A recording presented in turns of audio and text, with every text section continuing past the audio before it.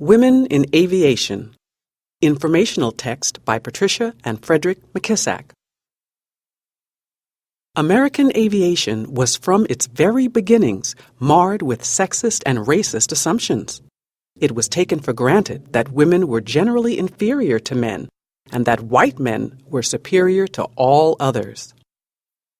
Flying, it was said, required a level of skill and courage that women and blacks lacked. Yet despite these prevailing prejudices, the dream and the desire to fly stayed alive among women and African Americans. The story of women in aviation actually goes back to the time of the hot air balloons. A number of women in Europe and America gained fame for their skill and daring. Sophie Blanchard made her first solo balloon flight in 1805. She grew in fame and was eventually named official aeronaut of the empire by Napoleon. By 1834, at least 20 women in Europe were piloting their own balloons. Though she did not fly, Catherine Wright was a major supporter of her brother's efforts. Orville so appreciated his sister's help that he said, "When the world speaks of the Wrights, it must include my sister. She inspired much of our effort." Although Raymond de la Roche of France was the first woman in the world to earn her pilot's license, Harriet Quimby held the distinction of being the first American woman to become a licensed pilot. On August 1, 1911, Quimby, who was described as a real beauty with haunting blue-green eyes, strolled off the field after passing her pilot's test easily. To the male reporters who inundated her with questions, Quimby fired back answers with self-confidence. Walking past a group of women who had come to witness the historic event, Quimby was overheard to quip with a smile and a wink, "Flying is easier than voting." The women's suffrage amendment wasn't passed until 1920. As difficult as it was for women to become pilots in significant numbers, it was doubly hard for African Americans, especially black women. That's why Bessie Coleman, the first African American to earn her pilot's license, is such an exciting and important figure in aviation. Bessie Coleman was born in 1893 in Atlanta, Texas, the 12th of 13 children. Her mother, who had been a slave, valued education and encouraged all of her children to attend school in order to better themselves. The encouragement paid off because Coleman graduated from high school, a feat not too many black women were able to accomplish in the early 1900s. Bessie Coleman refused to accept the limitations others tried to place on her. She attended an Oklahoma college for one semester, but ran out of money.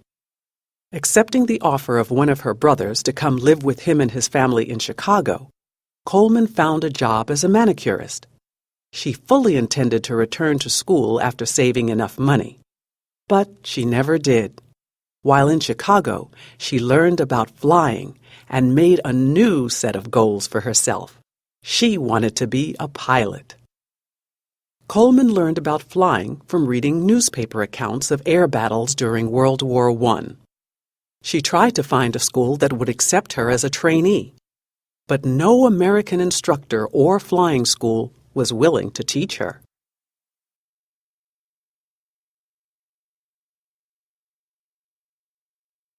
When the war ended, a friend, Robert S. Abbott, the founder of the Chicago Defender, one of the most popular black-owned and operated newspapers in the country, suggested that Coleman go to France, where racial prejudice was not as restrictive as it was in America. Even though the United States was the birthplace of flight, it was slower than other countries to develop an organized aviation program. European leaders immediately saw the commercial and military advantages of a strong national aviation program. Bessie knew from her reading that both French and German aircraft were among the best in the world. Coleman had also read about Eugene Jacques Bullard, the well-decorated and highly honored native of Georgia who had become the first African American to fly an airplane in combat as a member of the French Lafayette Flying Corps during World War I. Other blacks had gone to Europe to get their training too.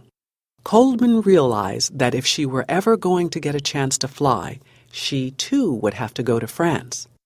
But she didn't have any money to get there, and besides, she couldn't speak a word of French. For almost 2 years, Coleman worked part-time as a manicurist and as a server in a Chicago chili parlor and saved every penny to finance her trip to France. Meanwhile, she learned to speak French, so when the time came, she'd be able to understand her instructors. In 1921, Coleman made it to France, where she found an instructor who was one of Tony Fokker's chief pilots.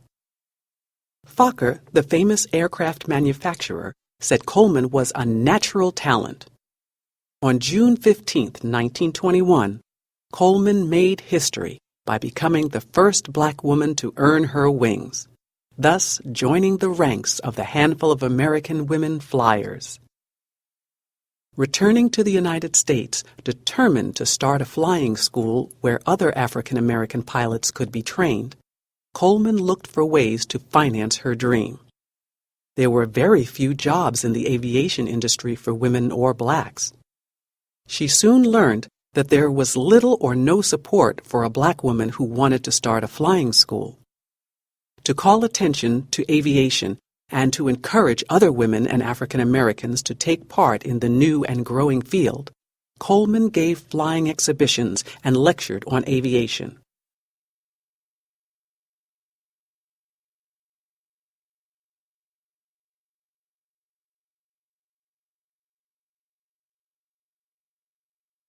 She thrilled audiences with daredevil maneuvers, just as Quimby had done before her. Along with racism, Coleman encountered the burden of sexism, but she made believers out of those who doubted her skill. The color of my skin, she said, was a drawback at first. I was a curiosity, but soon the public discovered I could really fly. Then they came to see Brave Bessie, as they called me. The strict rules and regulations that govern aviation today didn't exist during the first 3 decades of flying. For example, it wasn't uncommon for aviators to ignore safety belts and fly without parachutes. One of these simple safety precautions might have saved the lives of both Harriet Quimby and Bessie Coleman. On a July morning in 1912, Quimby and a passenger named William P. Willard set out to break an overwater speed record. When Quimby climbed to 5,000 feet, the French-made Blériot monoplane suddenly nosed down. Both Quimby and Willard were thrown from the plane and plunged to their deaths in the Boston harbor. The New York Sun used the opportunity to speak out against women flyers. Miss Quimby is the 5th woman in the world killed while operating an aeroplane. 3 were students, and their number thus far is 5 too many. The sport is not one for which women are physically qualified. As a rule, they lack strength and presence of mind and the courage to excel as aviators. It is essentially a man's sport and pastime. 14 years later, Bessie Coleman died in a similar accident. With almost enough savings to start her school, Coleman agreed to do an air show in Florida on May Day for the Negro Welfare League of Jacksonville. At 7:30 p.m. the night before, Coleman, accompanied by her publicity agent William Wills, took her plane up for a test flight. When she reached an altitude of about 5,000 feet, her plane flipped over. Coleman was thrown from the plane and plunged to her death, April 30th, 1926.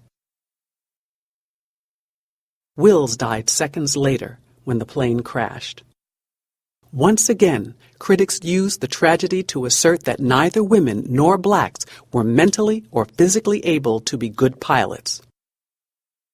Women are often penalized by publicity for their every mishap, said Amelia Earhart, the most famous female pilot in aviation history. The result is that such emphasis sometimes directly affects a woman's chances for a flying job, Earhart continued.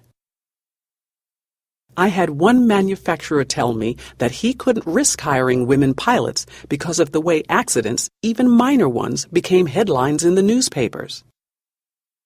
Although Bessie Coleman died tragically, her plans to open a flight training school for blacks were continued by those she had inspired.